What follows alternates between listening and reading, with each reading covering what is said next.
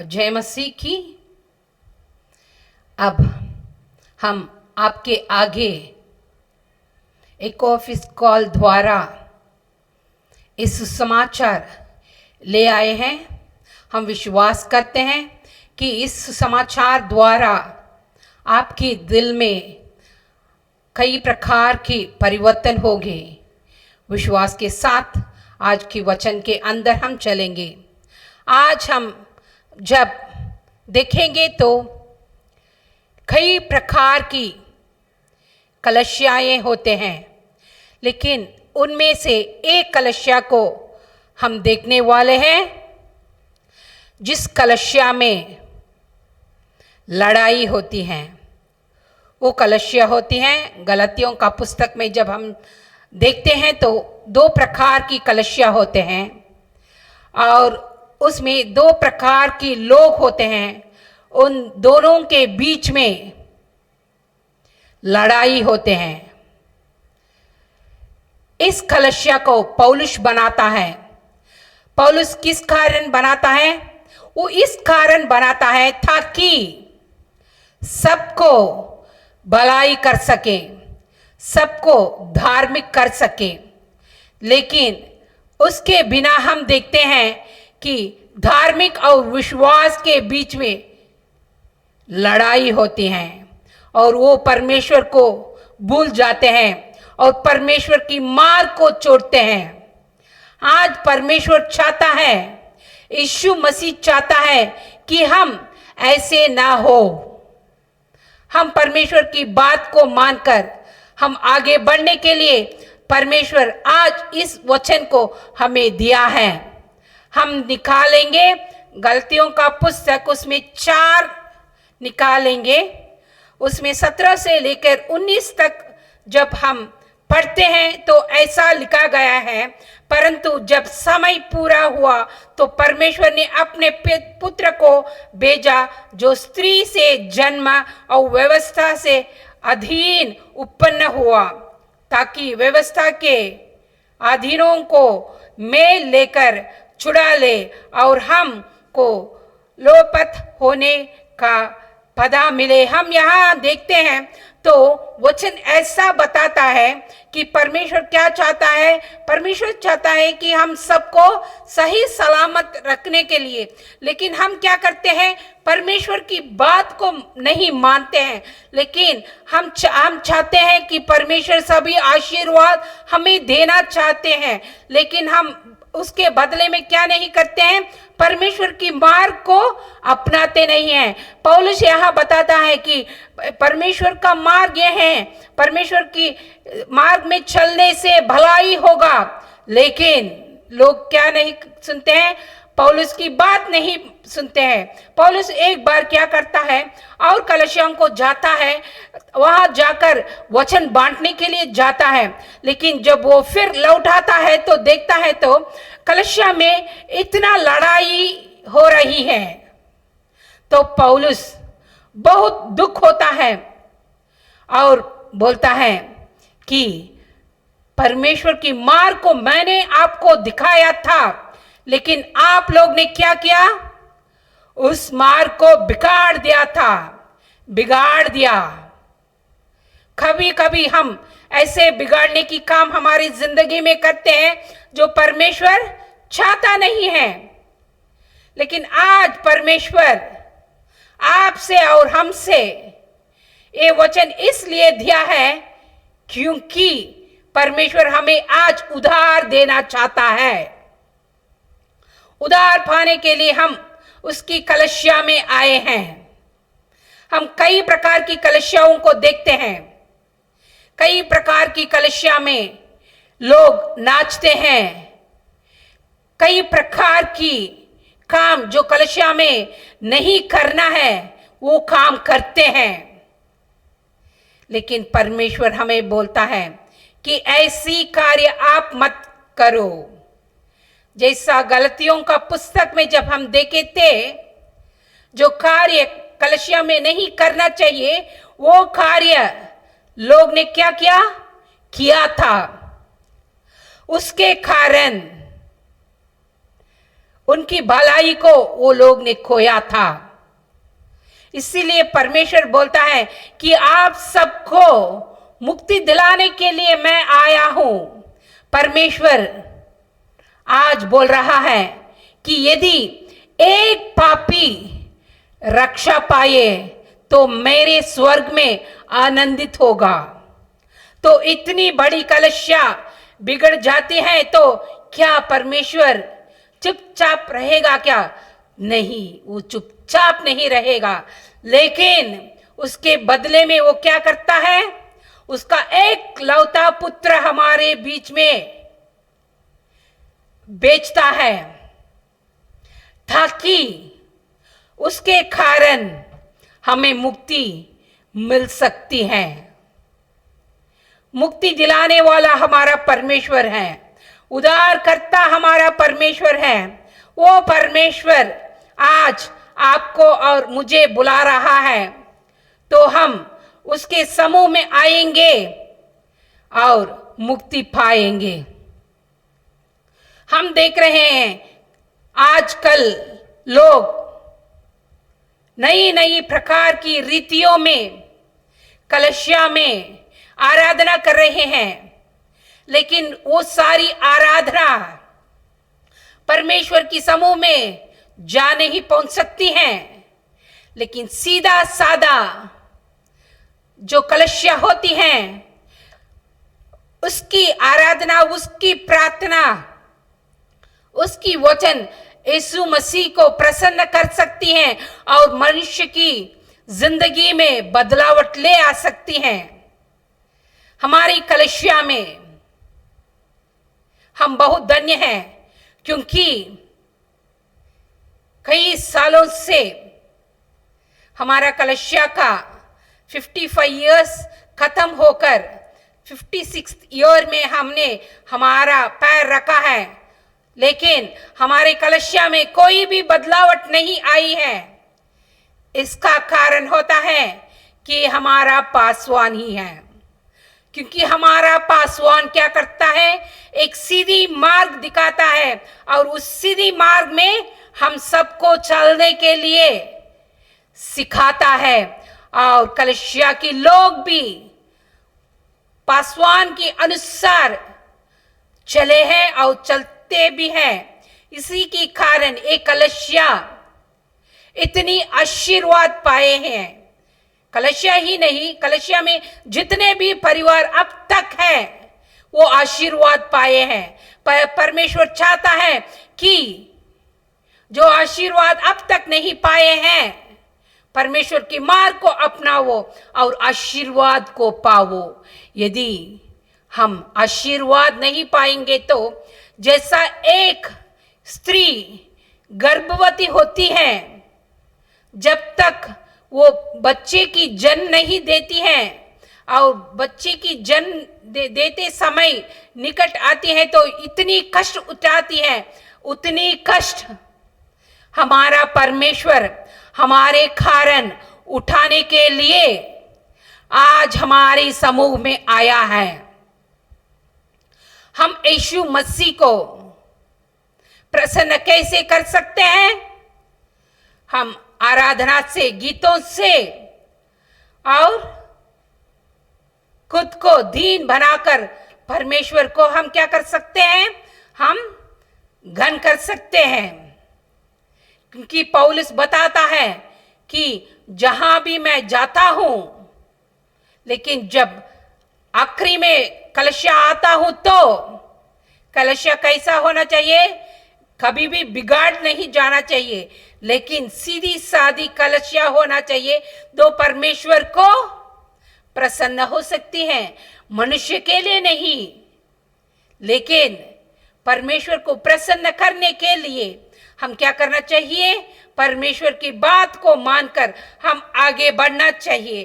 तो हम देख सकते हैं परमेश्वर को कैसा हम प्रसन्न कर सकते हैं। यहाँ लिखा गया है, गलतियों का पुस्तक 4:4 ऐसा लिखा गया है, परंतु जब समय पूरा हुआ तो परमेश्वर ने अपने पुत्र को भेजा, जो स्त्री से जन्मा और व्यवस्था के अधीन उत्पन्न हुआ था, जब समय आएगा, परमेश्वर क्या करता है? खुद के बच्चे को एक स्त्री की गर्भ में जन्म लेता है। किसके लिए लेता है? हमारे और तुम्हारे पापों से बचाने के लिए, आपको और हमें बचाने के लिए, इस दुनिया से बचाने के लिए। और कई बार पौलुस बताता है, मूर्ख लोग जो कलीसिया में गलतियों की कलीसिया को बताता है, आप मूर्ख लोग हैं, आप मूर्ख हैं। क्यों मूर्ख हैं? क्योंकि आपने परमेश्वर को जाना नहीं है, अब तक जाना नहीं है। लेकिन तेरी इच्छा के अनुसार आप जी रहे हैं, वो परमेश्वर को प्रसन्न नहीं कर सकते हैं। परमेश्वर को आप प्रसन्न करना चाहते हैं तो तेरे मन को फिराओ, तुझ में बदलावट ले आओ और परमेश्वर को पूरी हृदय, दिल, तन, मन, धन से परमेश्वर को आराधना कीजिए, तो परमेश्वर प्रसन्न हो सकता है। क्योंकि तेरा शरीर क्या है? तेरा शरीर परमेश्वर का मंदिर है, आलय है, कलश है। उसको तू अशुद्ध नहीं करना चाहिए। तुझे कोई भी अधिकार नहीं है उस कलशा को अशुद्ध करने के लिए, क्योंकि हमारा प्रभु, हमारा यीशु मसीह कीमती धार लहू से आपको और हमें खरीद लिया है। जिस लहू को तू दाम लेकर खरीद नहीं सकते हैं। आज परमेश्वर चाहता है कि हम सब मिलजुल कर, दीन होकर हमारी पासवान के अनुसार चले। कई बार लोग क्या करते हैं, हमारे पीछे और हमारे आगे जो बैठते हैं उनके बारे में कई बार हम जानते नहीं हैं। इसी के कारण हमारा पासवान क्या बोलता है? हमारा पासवान बोलता है कि तेरे पास आगे पीछे जो भी होते हैं हाथ मिलाओ। इसका कारण क्या होता है? इसका कारण होता है कि आप उसके बारे में जान सकते हैं और वो आपके बारे में जान सकता है। और आप जब मिलजुल कर रहते हैं तो कौन प्रसन्न होता है? यीशु मसीह प्रसन्न हो जाता है। यीशु मसीह प्रसन्न होने के लिए ही परमेश्वर ने हमें बुलाया है, हमें बुलाया है और आज आपको भी बुला रहा है। बुलाया हुआ परमेश्वर आपको और हमें अधूरा नहीं छोड़ेगा। किसी को भी ये नहीं मालूम होगा, एक स्त्री को ही मालूम होगा कि जब वो गर्भवती होती है, बच्चे की जन्म देते समय कितनी कष्ट होगी।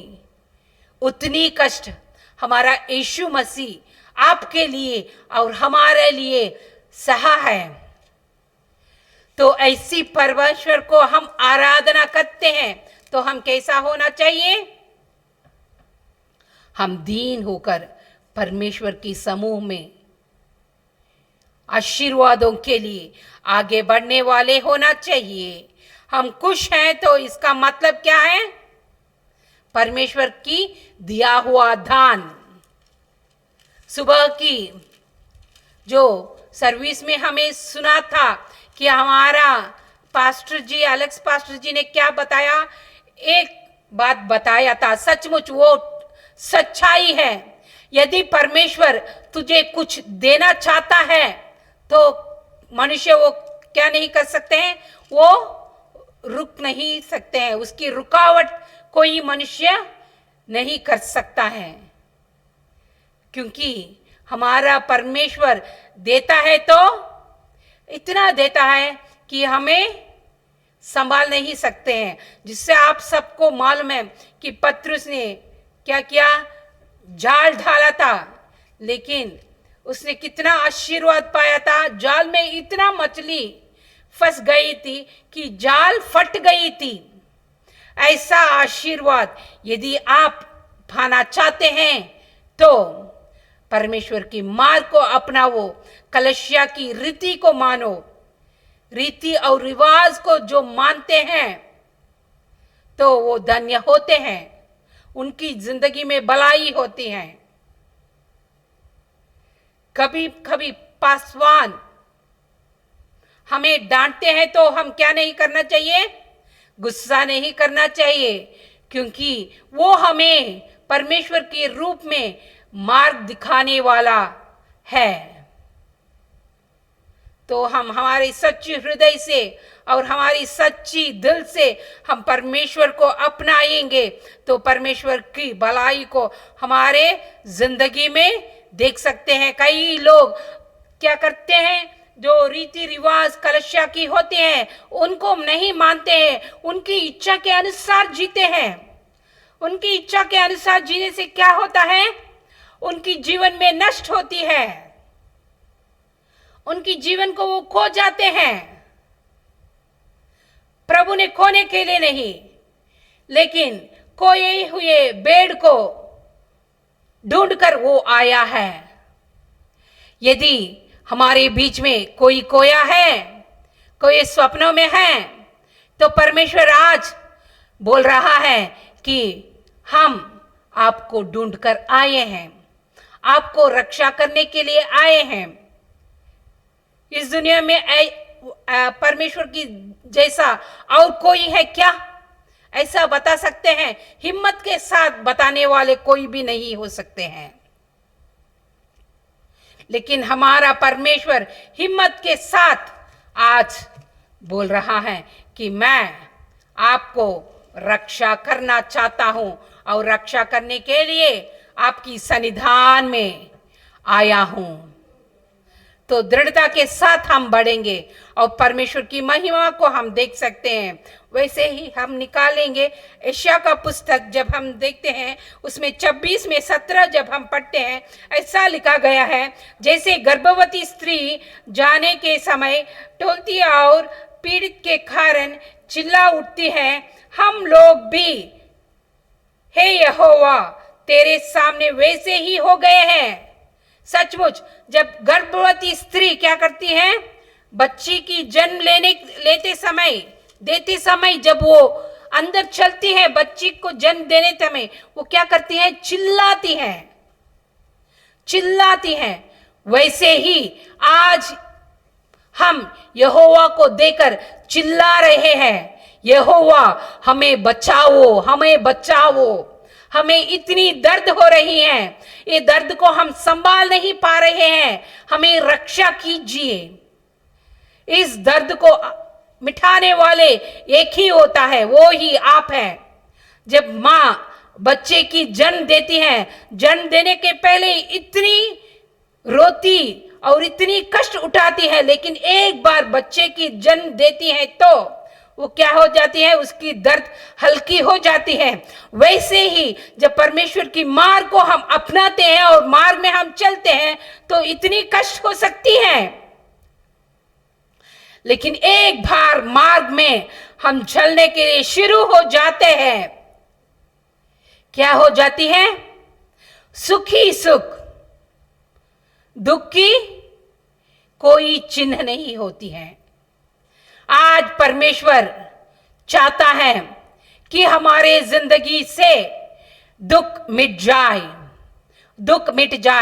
जितने भी लोग ये YouTube के द्वारा इस सुसमाचार सुन रहे हैं, आपकी जिंदगी में दुख आज अब इसी वक्त मिट जाने वाली है।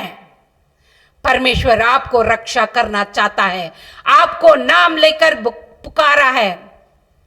आप सोच सकते हैं कि मैं ऐसे ही ये YouTube का सुसमाचार सुन रही हूं, आप सोच सकते हैं, लेकिन आप ऐसे ही नहीं सुन रहे हैं। परमेश्वर ने आपको नाम लेकर पुकारा है, इसी कारण आप ये सुसमाचार सुन रहे हैं। यदि ये सुसमाचार आप सुन रहे हैं तो आप धन्य हैं।